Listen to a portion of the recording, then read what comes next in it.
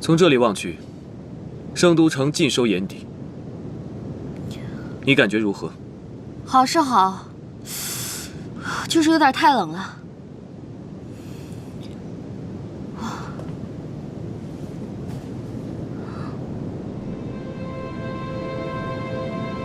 这样感觉好些了吗？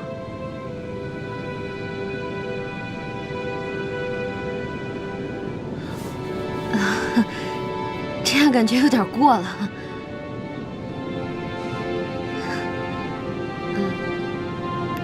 朕今天想和你说说江氏的事情。没事，说他做什么？你说你已经不是从前的张鹏鹏了，朕怕以前的事情你已记不得了。那时我陪成祖去张家游园，觉得江氏更平易近人，更需要人关爱照顾，便总是与他多说两句。你见了，便记恨上他，时不时就去找他麻烦。可越是这样，我便越是护着江氏，与江氏越走越近。哎呀，撒娇的女人啊，最好命。你变了性情，我虽不能理解你说的现代，但我还是把你当成我的妻子，只是换了个性情罢了。可现在的你，让我不得不重新看待我们的感情。哎，你别想多了，你即便是不重新看待也没问题的。许多事情变了，又怎么能不重新对待呢？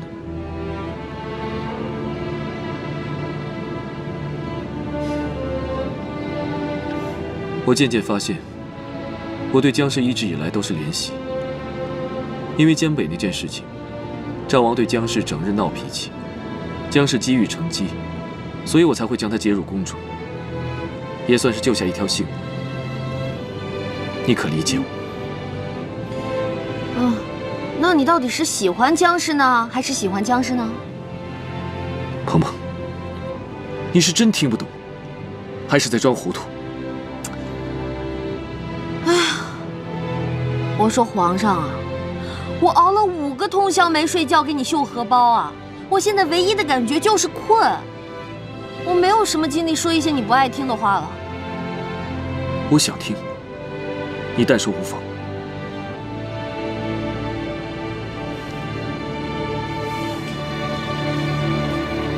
好吧，你说的这些我都太明白了，你无非就是想跟我解释，不管你是见异思迁，重新对我产生了兴趣，还是迫于形势所迫舍弃了江氏，你都是迫于无奈。鹏鹏，你这样想？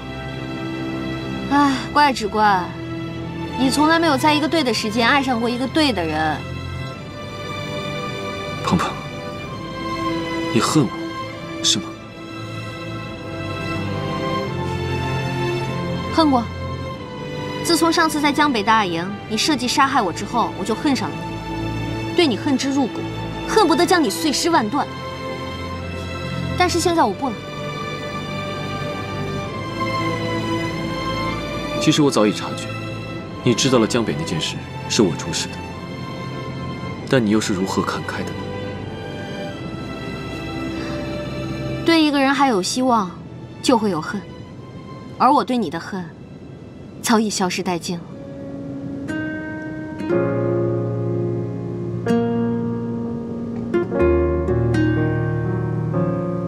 鹏鹏，你是我从未见过的女子。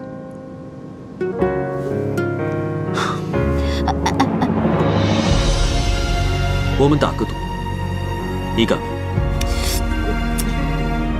哎呀，赌就赌，赌什么？赌我能护你一世周全。若我赢了，你便要对我一心一意，陪我共赏这万里江山。注视太久，总会迷惑，看不到，却又好似丢失了魂魄，模糊我定下的。我不赌，男人的誓言是最没用的。清晰的是你轮廓，时光微笑我回去吧。的被你剥落，靠近你的体温，我心跳都活泼。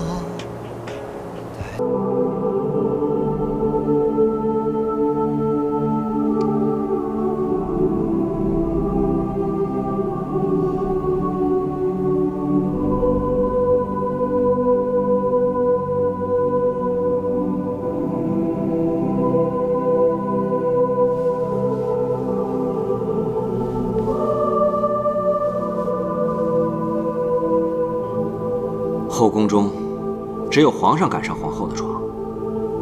可他什么时候跟杨言学会凌波微步了？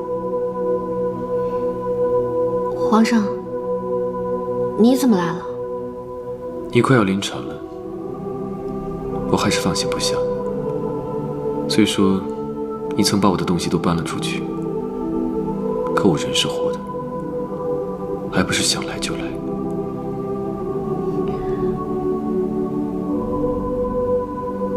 皇上，你是不是病了？要不要找太医给你瞧瞧？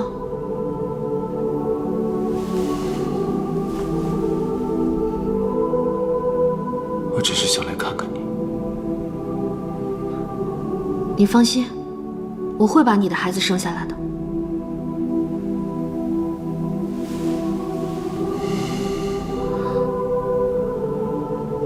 我要的是母子平安。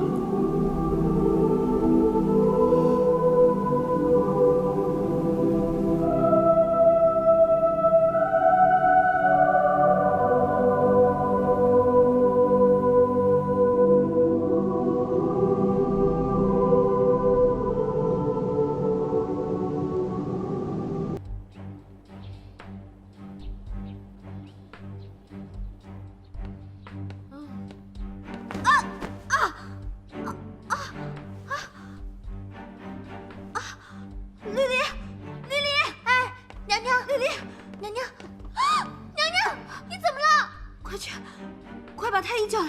张太医，张太医，张太医啊，您这边请。哎，来了。刚才娘娘不小心绊了一下，您快看看有没有事。哎呦，微臣给娘娘请安。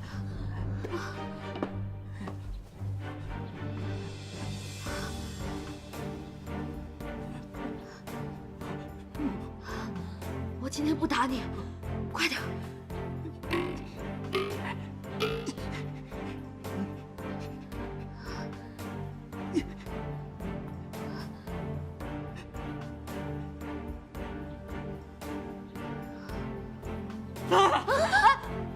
娘娘的孩子安好，估计这2年就要生了。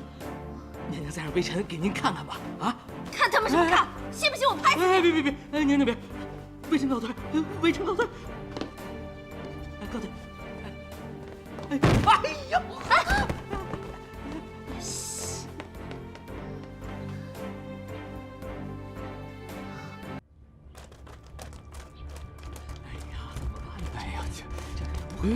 皇上，皇上，要生了，你们怎么还在外面？罪臣该死，罪臣怕惹娘娘烦，就出来了。朕进去看看。哎，皇上还是不要进去为好，人多了不利于生产啊。他进去多久了？约2个时辰了。朕问你，朕听人说，生孩子比身上挨刀伤痛10倍，此话当真？微臣认为是20倍。太他妈疼了，还要几百回啊！哎呀，娘娘，使劲儿啊！娘娘，你用力！娘娘，有什么办法可以解痛？皇上恕罪，罪臣确实无计可施。从古至今，千万人都要经过这生产的阵痛才能生子啊！大胆！朕的皇后岂能和寻常孕妇相提并论？朕命你速速想出办法，解除皇后的疼痛。微臣遵旨，微臣遵旨。使劲儿啊！娘娘，使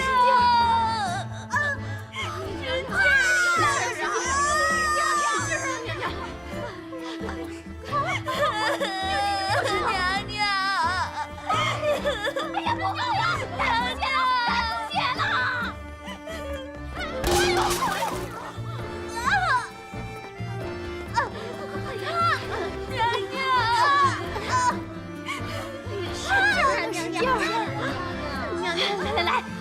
把它发出来，使劲！1、2、3，哎呦！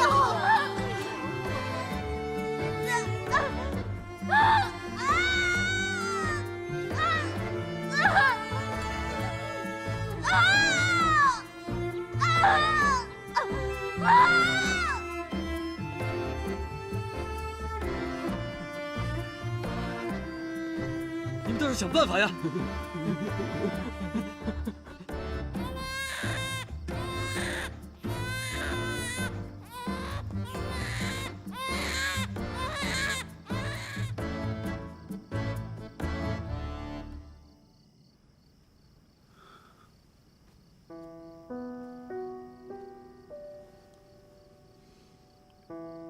鹏鹏，你受苦了。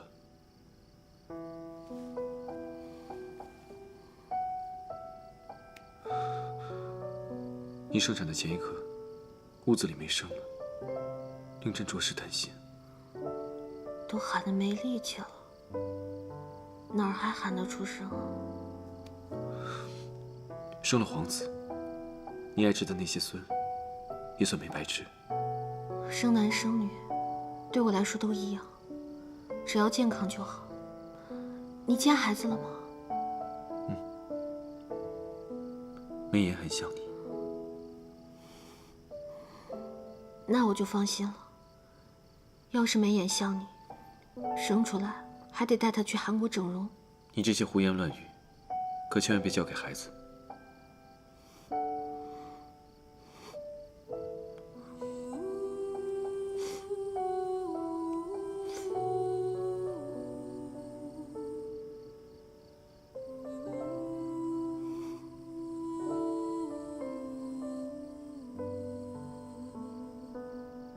娘，自打您生了小皇子以后呀，就变得越来越有女人味儿了。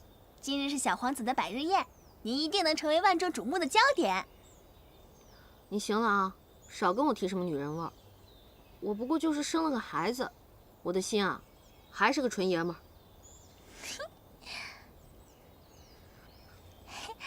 娘娘，您和皇上真是越来越恩爱了呢。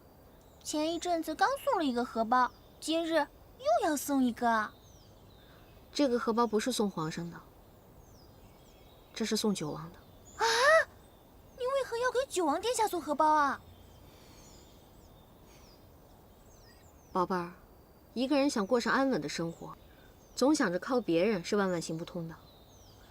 关键还是要靠自己运筹帷幄，才能掌控大局。所以，九王这条路是万万不能断的。可是娘娘，您不是已经生下小皇子了吗？在后宫就可以高枕无忧了呀，为何还要联合九王殿下呀？君子之道在于制衡。单靠我们张家的势力，在朝中是什么事情都做不了的。而加上九王和他背后的力量，我们就有了拼的资本。齐胜再想对我们做什么，就得好好想想了。娘娘，绿林已明白了。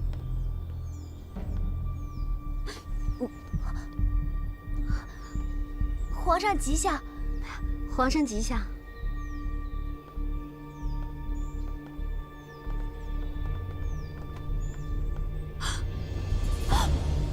皇上，奴婢给您倒杯茶吧。哎呀，不必了，朕不喝。是。站住！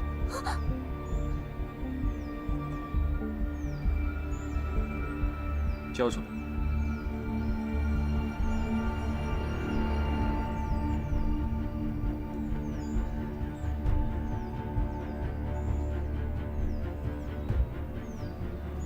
交出来！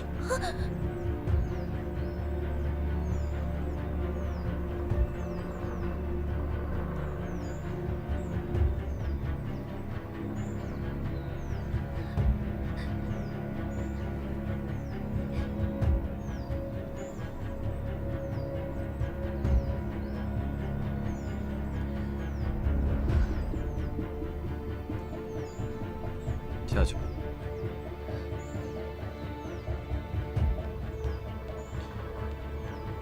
今日是小皇子的百天宴，朕特来接你一同前往。不知道皇上给孩子准备了什么礼物？无价之宝。无价之宝。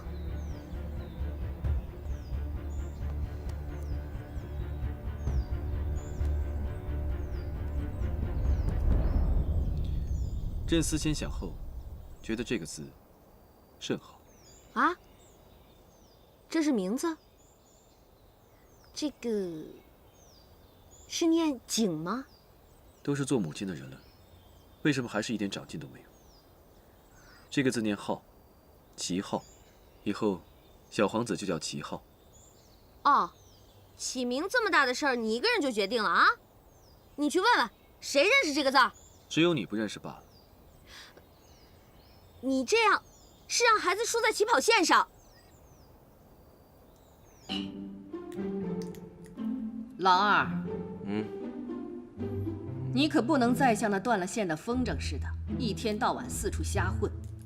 告诉哀家，你那根断了的弦何时才能连上啊？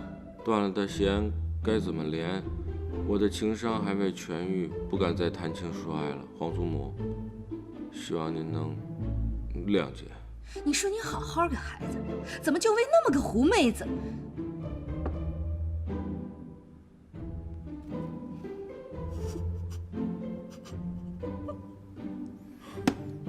老九，你年纪也不小了，到现在还不娶妻，哀家问你，可有看上的姑娘？回皇祖母的话，孙儿并无意中人。唉，哀家这辈子啊，阅人无数。刚才问你的时候，你脸都红了，怎么可能没有？告诉皇祖母，是哪家的姑娘，哀家替你做主。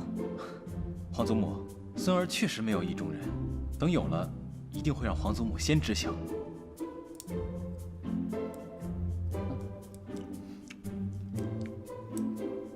鹏鹏，来，到哀家这边来，哀家有话要问你。皇祖母，什么事儿？你说姓杨的这个臭小子，都已经结婚了，他怎么还不放过我的乖孙子？你该不会是怀疑他们俩搞 gay 吧？什么是 gay 呀？段秀琴，我看像。哎，我跟您说吧，他们两个真的是特别好、特别好的朋友，直的都不能再直了。我偷偷告诉你吧，那些天我还在青楼碰到他们了呢。哎，那哀家就放心了。哎，鹏鹏，你为什么去青楼啊？皇祖母肚子疼。哎呀，哎呀，哎呦呦呦呦！我们去给皇上敬酒。怎么回事？皇上，我们来敬您酒了。是啊。皇上，请喝。哎，皇上，九哥，尝尝我的你干嘛去啊？酒来嘛。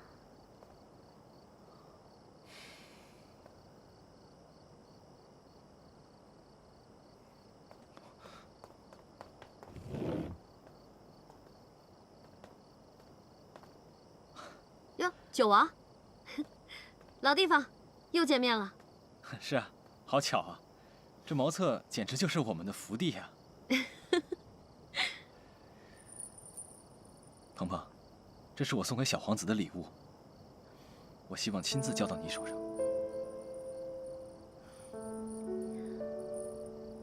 太精致了，九王，破费了。这虽然是我送给小皇子的，但是却代表了我对你的心意。这个送你。我知道，你怕我有了孩子以后心态就变了。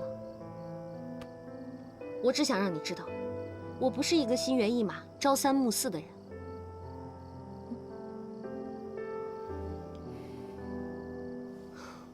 在江北时，是谁落井下石，对我痛下毒手？又是谁挺身而出，带我逃出升天？这件事情，我这辈子都不会忘记。鹏鹏，我确实有过不放心，但是现在看来，是我心胸狭窄了。所以我把这个荷包送给你，代表我的心意，希望你能明白。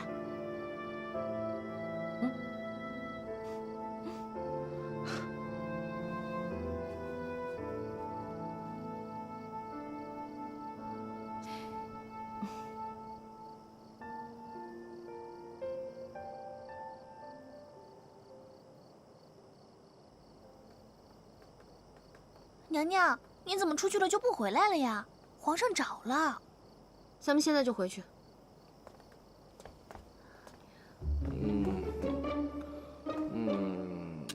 哎呀，历史真是惊人的相似。上一次，咱俩就是在这儿打的他。娘娘，您这次是不是还要打他？您放心，奴婢绝对不会坏您的好事儿。哎，咱们这次不打赵王了。不打赵王了？那我们打谁啊？你个小丫头片子，年纪轻轻，整天想着打人。咱们这次啊，谁也不打了。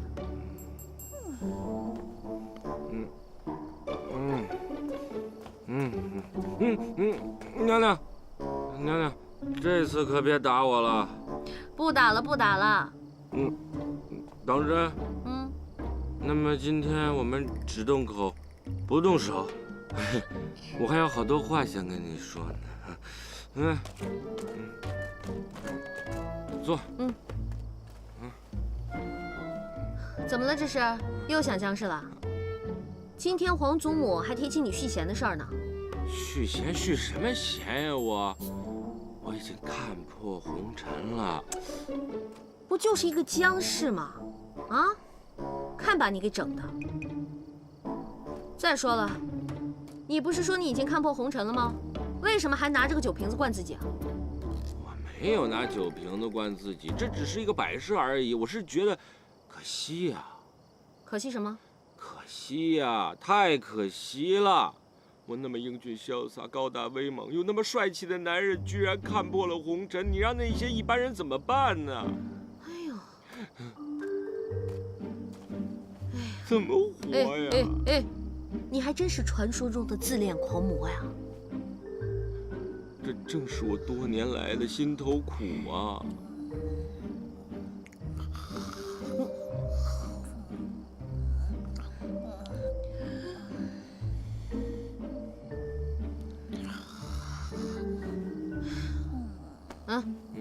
兄弟啊，你的苦我都懂。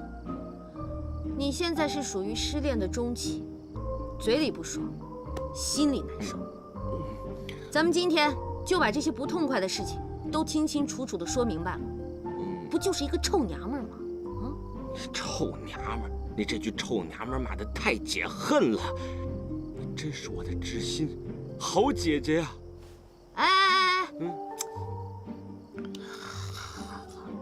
知心大哥，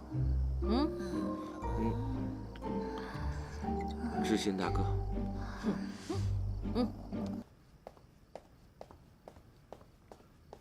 皇上吉祥。免礼吧。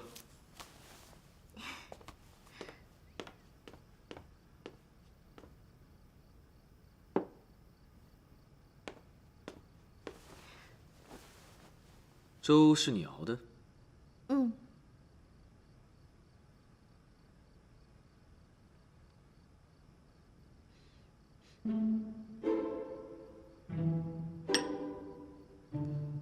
怎么有一股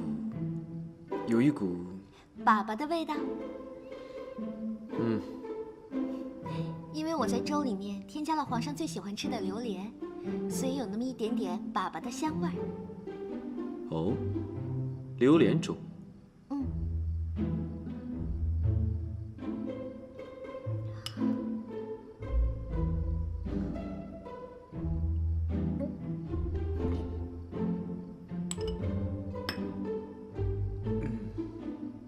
味道不怎么样。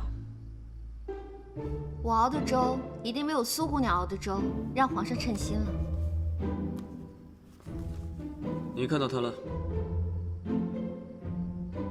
你们都说了什么？老熟人见面了，寒暄几句，没什么特别的。哟，怎么没风啊？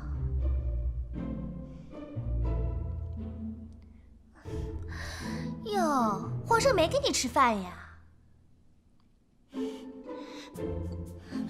要冻死我呀！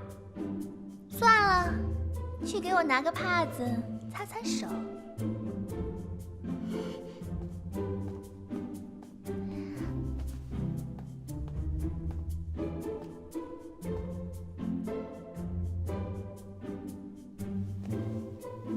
苏姑娘，我呀，作为皇后宫中的掌事宫女，叫你来侍奉我，其实是想教你些规矩，免得你在主子面前犯了错，遭受责罚。规矩我都学过，学过呀，但是你没有实践经验呀。我这杯茶凉了，你再去帮我重新倒一杯。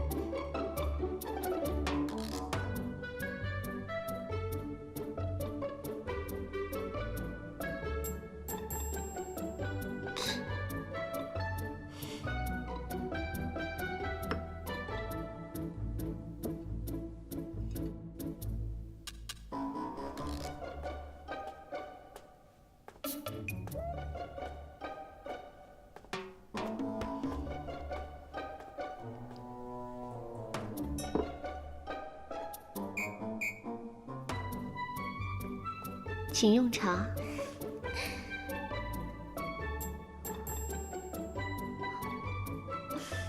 苏姑娘，我突然又不渴了，这杯茶赏给你了。这怎么了？你帮我试试水温呢？要不然我怎么知道这茶是烫还是不烫啊？有毒还是没毒啊？喏。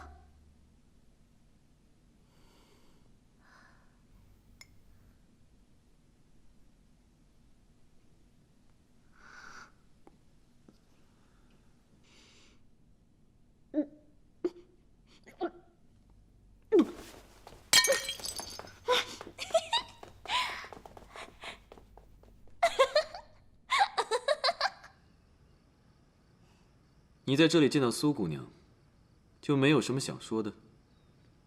尽管提，或许朕能答应你。要搁以前，或许我对她还有那么一丁点想法，可是现在我是一点想法都没有了。你就没有心中不悦，或是对朕有什么意见？皇上，您放心，有一个让您称心满意的人在身边照应着。我高兴都来不及呢，怎么会有意见呢？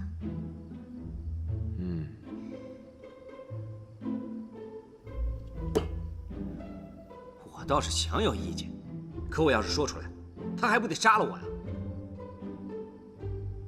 好，要是没什么事儿，你就先退下吧。哦。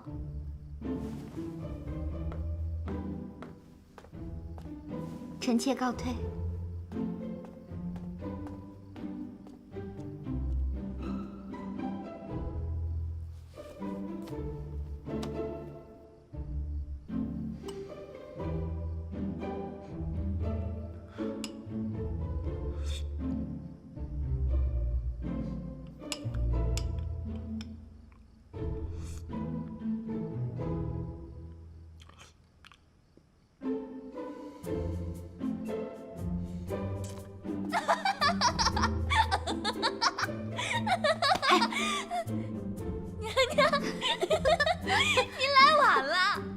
呀，现在却口吐白沫了。干得漂亮！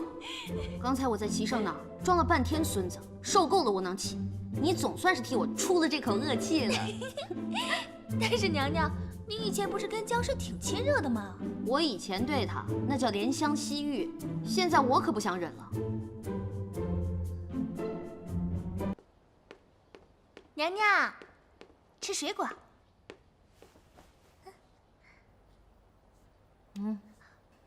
这段时间没少往齐胜那边送汤汤水水，可都没见到有什么效果呢，更别提来我这儿看看我。现在云溪也算是出战告捷了，料他也没那么忙了。一定是江氏从中作梗，他才会对我不管不问。哼，娘娘，等奴婢得空了，就带几个宫女去好好教训教训他。他再受宠也不过是个宫女，奴婢一根手指头就能把他治得服服帖帖的。绿篱，不行，打狗也要看主人，小不忍则乱大谋。这个时候，我们绝对不能得罪齐胜。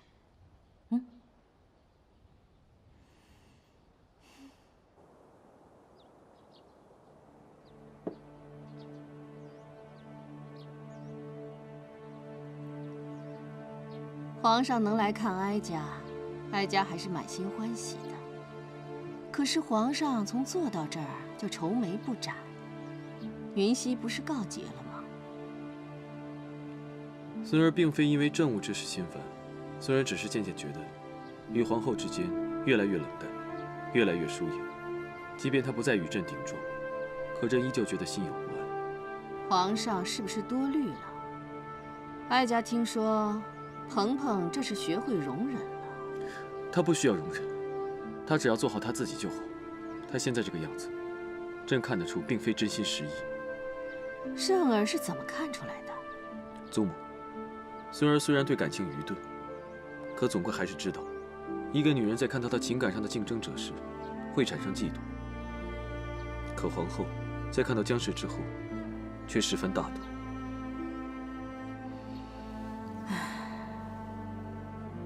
皇上，哀家早就知道你把江映月接到了宫里，可是这个做法不够极端。只要你做得够极端，任何女人都会产生妒忌。只要她产生妒忌，她就拉近了和你的距离。不知皇祖母有何妙计？不如皇上趁着这次云溪大捷，让宫里也好好热闹热闹。哀家负责来搞一场不一样的大戏，到时候你只需要听哀家的。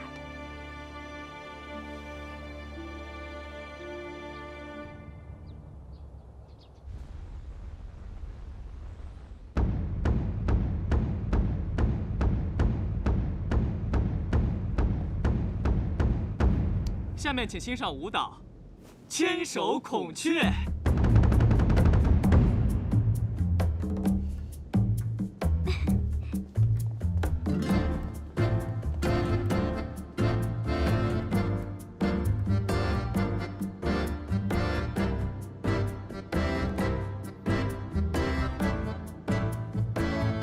娘娘，你有没有觉得那个人感觉怪怪的？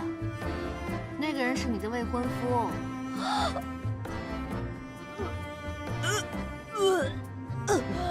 我宁愿自己是个单身。那不是那个赵王吗？对呀，他怎么跳得这么猥琐啊？还好我当时没有嫁给他，不然我就成了最猥琐的妃子了。哼，真是的。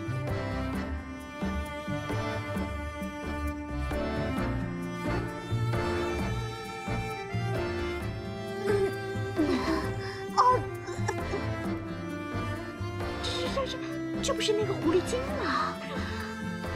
哎呀，这下皇后娘娘可没面子了。就是啊，皇上怎么把她给带来了？娘娘，她怎么来了？以前皇上金屋藏娇，大家还能睁一只眼闭一只眼，现在他明目张胆地把人带出来了，就不能再愉快地玩耍了？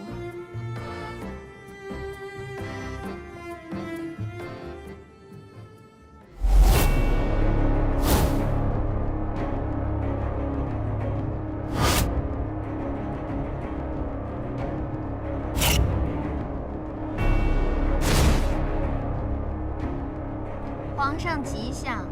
免礼吧。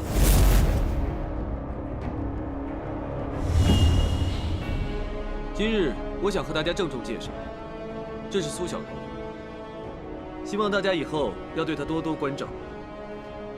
以前知道姑娘姓苏，不知道名字叫小柔。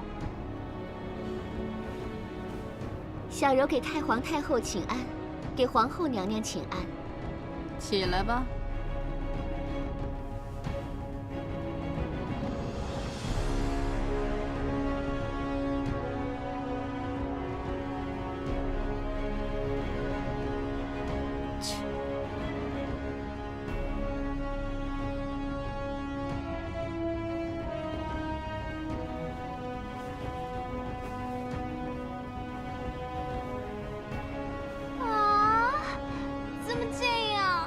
情况了啦！灰灰，快醒醒啊！灰灰，你快醒醒啊！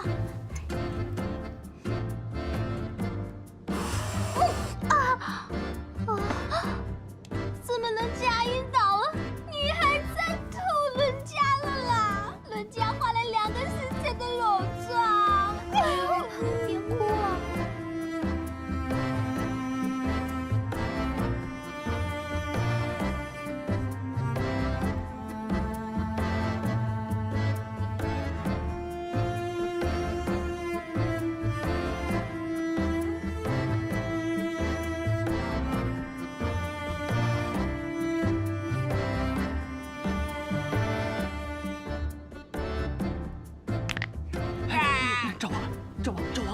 本王脖子扭了。娘娘，怎么办？赶快叫太医啊！别担心，那小子装的。大家都散了吧，今日的目的也达到了。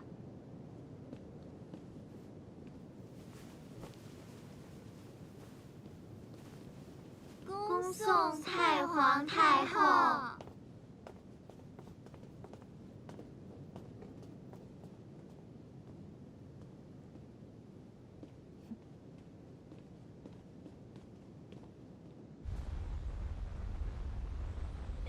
让你扭脖子，让你扭脖子，扭脖子，扭脖子，让你扭，让你扭，让你扭，让你扭，让你扭。绿篱，你脖子没折呀？你这2天不来看我也就罢了，怎么还盼我脖子折呀？我就知道你是故意的，你一见到他就心软、腿软、浑身发软。哎，别哭，别哭，别哭，别哭，别哭，别哭，别哭！你一定是对他余情未了，你就是个负心汉。谁是负心汉啊？哎，娘娘，您来的正好，快帮我劝劝丽丽，她怎么一哭就收不住啊？啊，长本事了你！哎，快帮我劝劝，劝劝，劝劝。没事儿，这是咱绿姑娘的绝活。行了，宝贝儿，不哭了啊。啊？怎么能说停就停啊？你呀，就是他的死穴。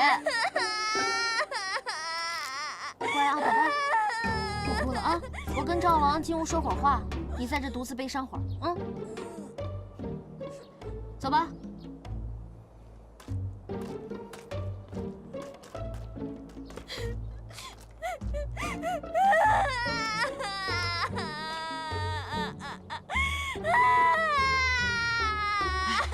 走。赵王啊，有件事情我得跟你说清楚。绿篱这孩子是爱哭，可是今天啊，他是真伤心了。真伤心了。他有时候啊，对你爱答不理的，偶尔也会嫌弃你。可他自从嫁给了你之后，他的心啊，不由自主地偏向了你。你们俩的缘分啊，也从此解不开了。哎，娘娘，我明白你的意思，我不是那种薄情寡义的人。绿篱这姑娘刚开始哭哭啼啼的，也挺讨厌。后来觉得她哭哭啼啼的，有时候的样子也挺惹人怜的。那你为什么一见姜氏就扭脖子呀？哎呀，我对姜氏已经没有半点旧情了。我当时实在是不想再多看他们一眼，所以才自己给自己找了个台阶下。这个还请娘娘跟绿篱解释一下。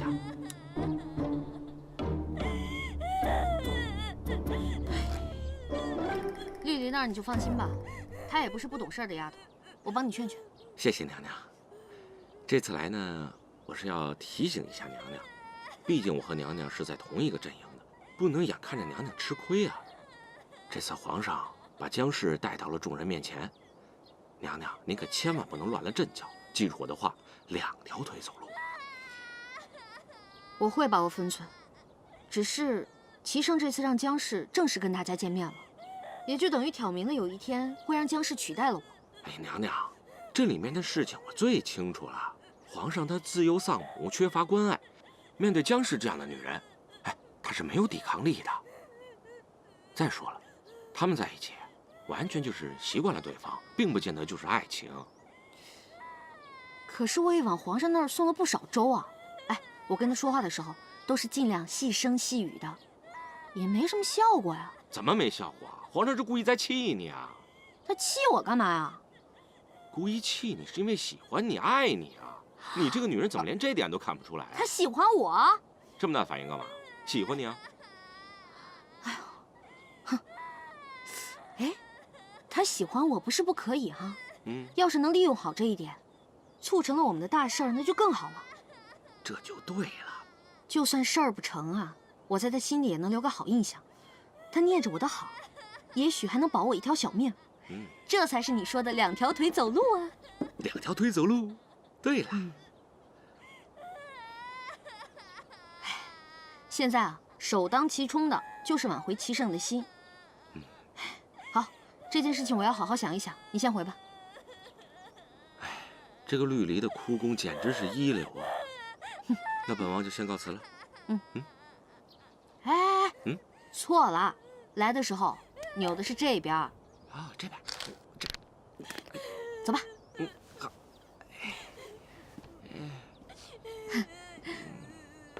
慢走啊。宝贝儿，皇上有几日没来咱们兴圣宫了？已经足足5日了，娘娘。我还在想，您心怎么这么宽呀？这几天您该吃吃，该睡睡的。要是换做我，绿篱可做不到。我能跟你这个小丫头片子一样吗？我这叫放长线钓大鱼。我这线啊放了这么长时间，是时候该收收了。娘娘，那您打算如何收线啊？咱们好久没给皇上送汤了，走，给皇上送汤去。好，等一下，用点这个，这是西域进贡的香粉，又名摄魂香，您今天晚上肯定用得到。丽丽，我用不上这个，咱们走。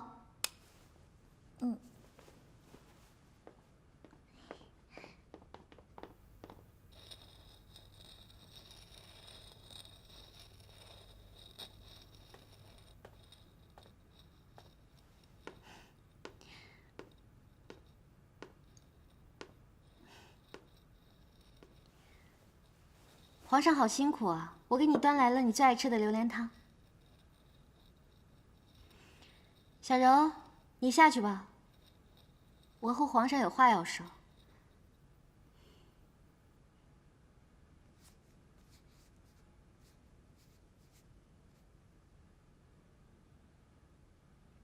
皇后娘娘，皇上命奴婢专心研墨，不可懈怠。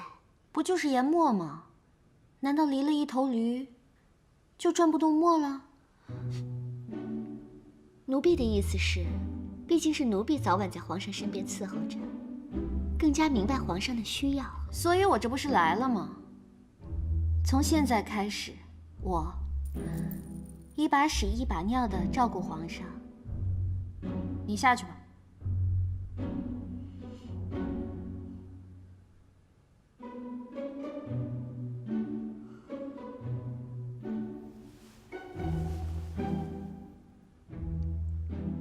那小柔先告退了。皇上，我喂你。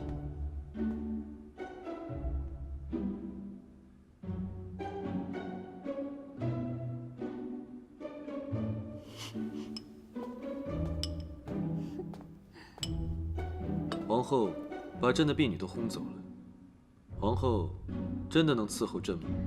那有什么？我虽没干过保姆，但我总知道保姆怎么做家务吧。那好，今晚就劳烦皇后来伺候朕。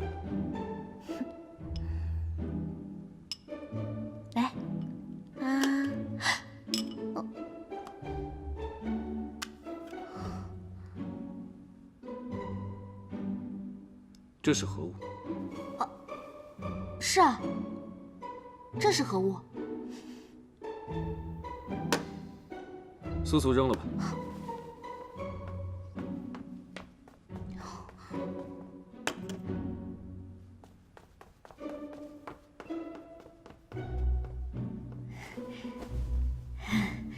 没了。那天，朕把小柔带去，回头想想，也是朕考虑前途。如若伤及了皇后的颜面，也请皇后不要放在心上。皇上喜欢哪家的姑娘，是皇上的自由，我无权干涉。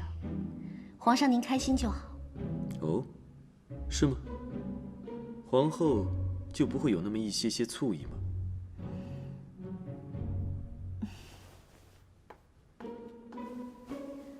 皇上，我给您研墨吧。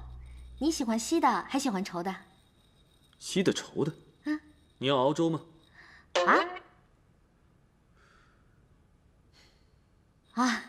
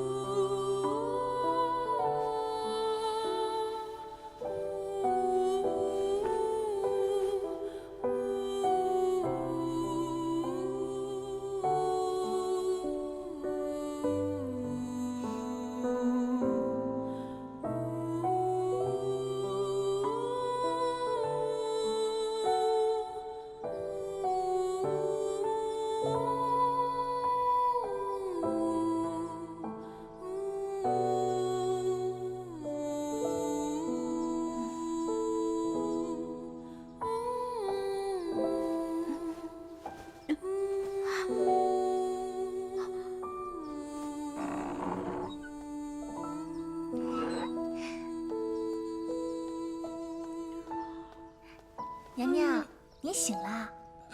这都晌午了。奴婢想着您昨天晚上一定很辛苦吧，所以都没敢来叫您。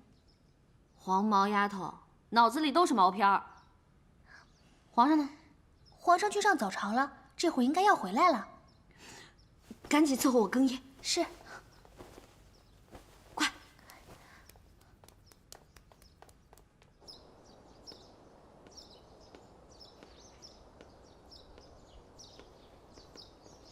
晚上吃点好吃的。娘娘，您慢点。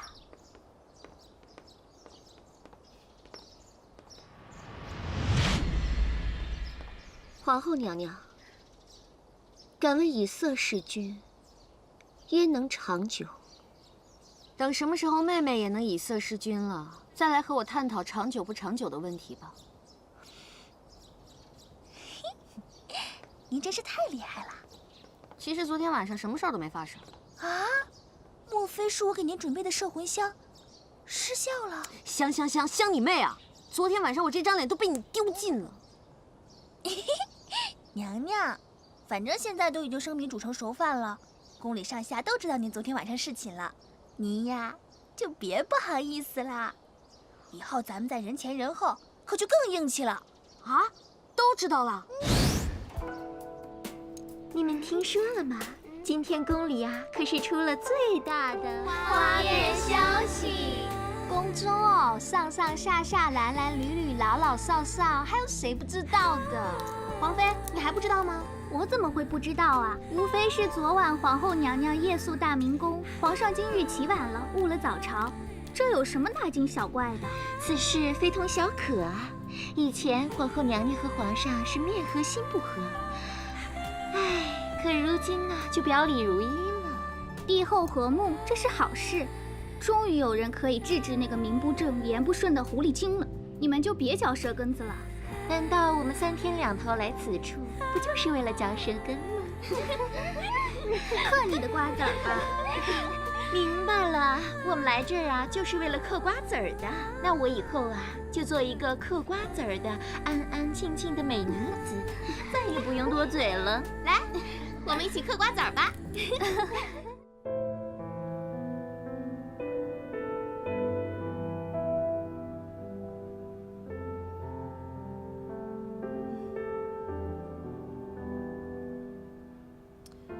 都说你爱操劳，但你年纪轻轻的啊，周围有那么多助理围着你，按说不应该有这么多白头发呀。有人侍候，并不等于高枕无忧。哼，你这还不算高枕无忧啊？哎，皇上，你看哈，这些日子我总是在你这留宿，都是我在打地铺，每天看着您啊在床上鼾声四起的。我着实是觉得过意不去啊。确实有些不妥，那你想如何？要不我上床睡吧。真的床褥，只有自己一个人睡的时候，角度、松软程度、被子的塌陷程度，才刚刚好。你来，我睡不好。去，真是无病呻吟的玛丽苏。玛丽苏，皇上，我保证不会半夜偷偷上你的床，但我有一个不情之请。哎，我听说啊，那个福源寺啊是个求姻缘的好地方。你想去福源寺？我听人说那儿许愿挺灵的，所以呢，我就想去一趟，上炷香，让我早日摆脱打地铺的厄运。哎，其实啊。我就是在这宫里待得闷得慌，想出去转转。如果皇上不愿意呢，那也无所谓。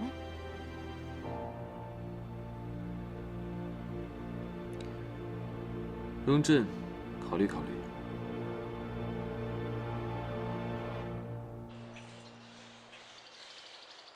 驾！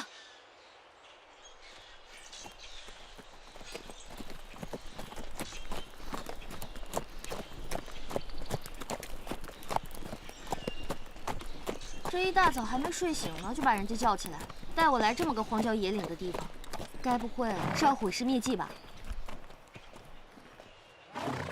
前面便是福源寺。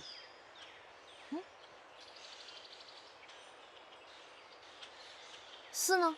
这不就是吗？哼，你逗我玩呢？这是山，不是寺。福源寺在山间掩映的树林里，从山下是看不到的。开始爬吧。爬？我是来烧香拜佛的，我不是来强身健体的。佛在人心中，心诚则灵。不经历一番路途，怎知你心中是否虔诚？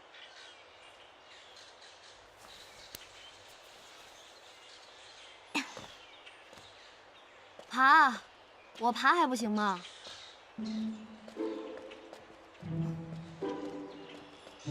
哎，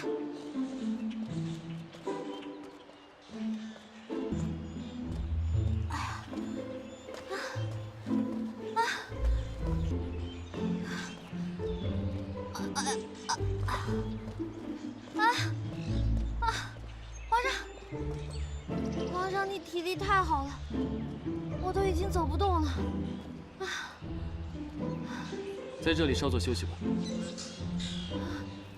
哎呀，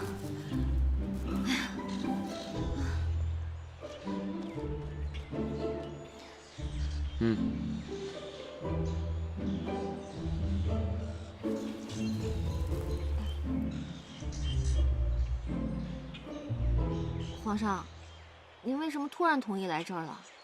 该不会是为了爬山吧？朕只是想帮你完成心愿罢了。皇上知道鹏鹏的心愿？你不是说过，你是来求姻缘的吗？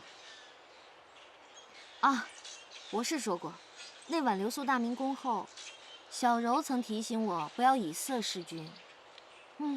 可她不知道这句话直戳了我的肺管子，所以我就想来拜拜，希望能和皇上长长久久，和和睦睦。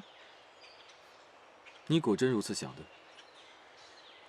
如果你此番来福源寺，还有什么别的打算？还是趁早打消那个念头为妙。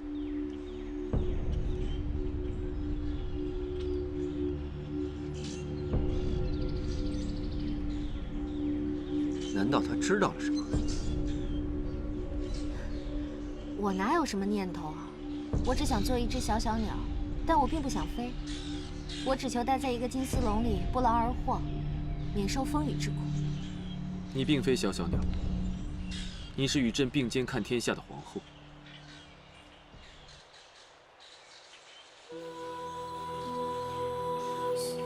刚才你那番话，几分真假，我自会分辨。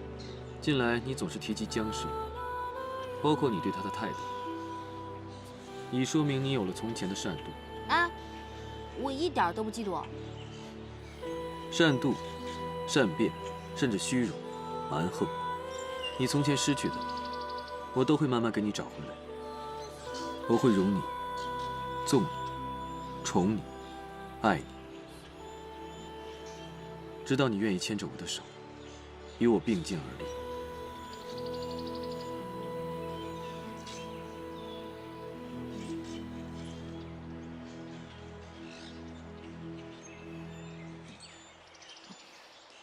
齐胜，该不会是言情男附体了吧？你又说胡话了。哎，这次来庙里，你想求什么？求我身侧之人，与我所求相同。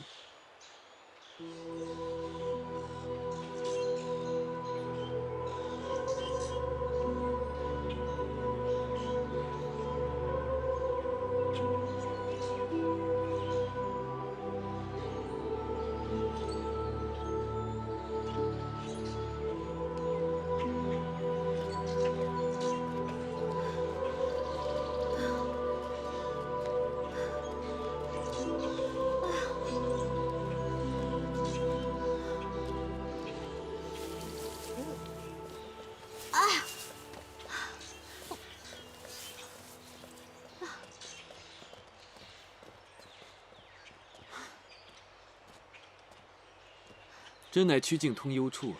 不过，山间豺狼猛虎多，虽是派人做了守备，但也是小心些好。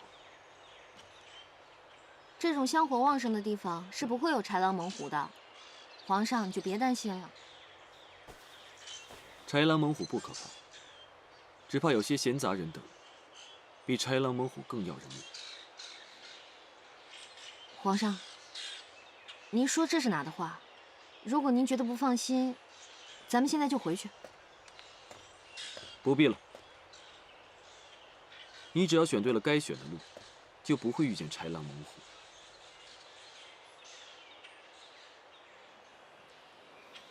形势不对，杨言，你可千万不要出现。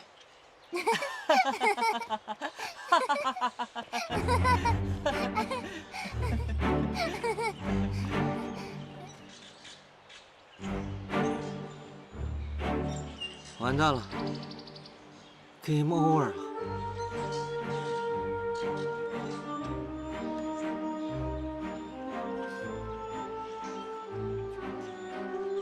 哎呀，真是太巧了，没想到在这里偶遇啊！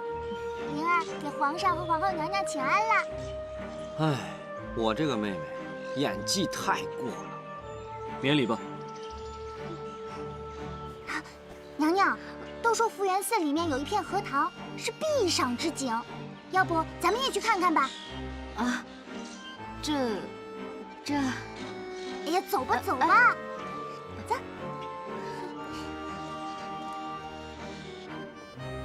齐胜已经怀疑见九王的计划取消。别担心，鹏鹏姐，您不是常教导我们要准备好 Plan B 吗？什么 Plan B？ 走。哎，皇上，您知道荷花还有另外一个名字？知道，芙蓉。这个都知道。皇上，您知道千瓣莲为何中珍品？皇上，您在听吗？这双花心的称并蒂莲，3个花心的呢称品字莲，4个花心的称四面莲，多个花心的称五子莲、秀秀莲。皇上，灵儿，灵儿，杨言，皇上，救命啊！来人啊！灵儿快换水啊！杨言，救命！皇上，救命啊！救命啊！救命啊！我不会水！救命！救救我呀！救命啊！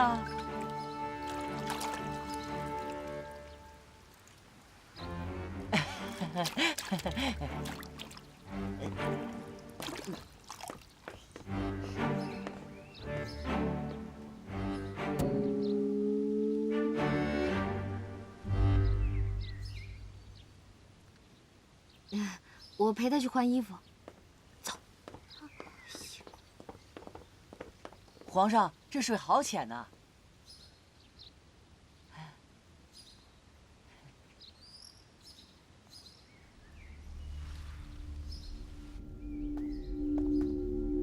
哎，不是我说你啊，灵儿，你这跟杨言结婚之后，你怎么也变二逼了？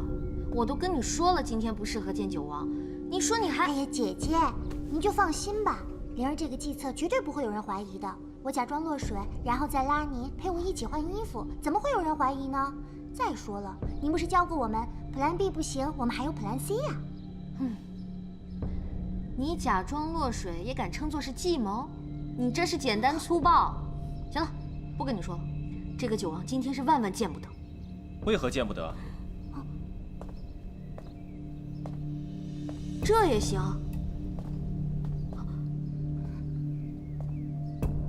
你们俩跟我变戏法呢？杨将军，您不是在云溪平反吗？怎么忽然私自回京了？哈哈，皇后娘娘无需担心，云溪那边的事情臣已经安排妥当了。此次，臣必须亲自前来见皇后娘娘和九王殿下，有要事相告。杨将军要说什么？皇上平反了云溪之后，就要出兵北漠了。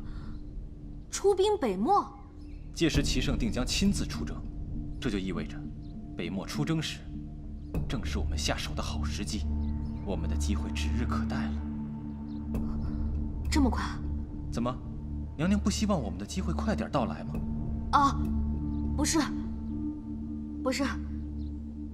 我的意思是说，这一切来得太快了，怕我没有时间准备。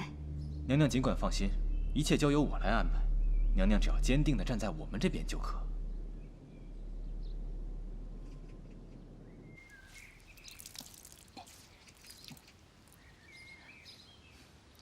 皇上，他们一会儿就出来了。女人就是麻烦，我们家玲玲换衣服都要等上很久呢。朕很想知道，你和九王那么要好的原因。那臣就说了，皇上您可别生气。免你死罪。实不相瞒，臣虽然是个男人，但臣也是个外贸协会的荣誉会长。九哥他吧，算了，还是不说了。说下去。哦，九哥他乃当朝第一美男子，要模样有模样，要身材有身材，而且有油有毛，性格又好，又柔情似水。他对谁柔情似水？对我，对我柔情似水。够了。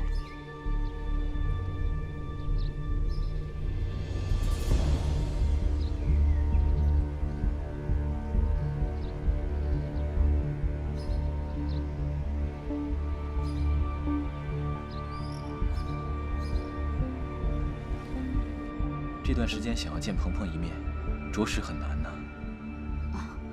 我知道，九王殿下是因为那些闲言碎语担心了，我也最不希望你多心。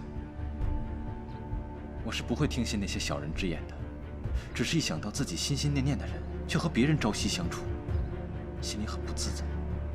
现在时机来了，只想快点事成。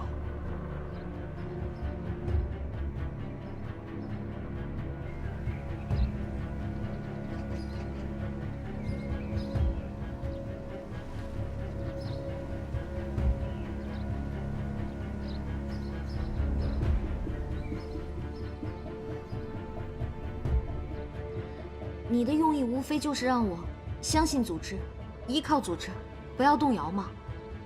你放心，我是不会动摇的。有此番话，我就放心了。你我都应该明白，小不忍则乱大谋。现在不是计较个人私情的时候，一切事情应该从长计议，不要意气用事。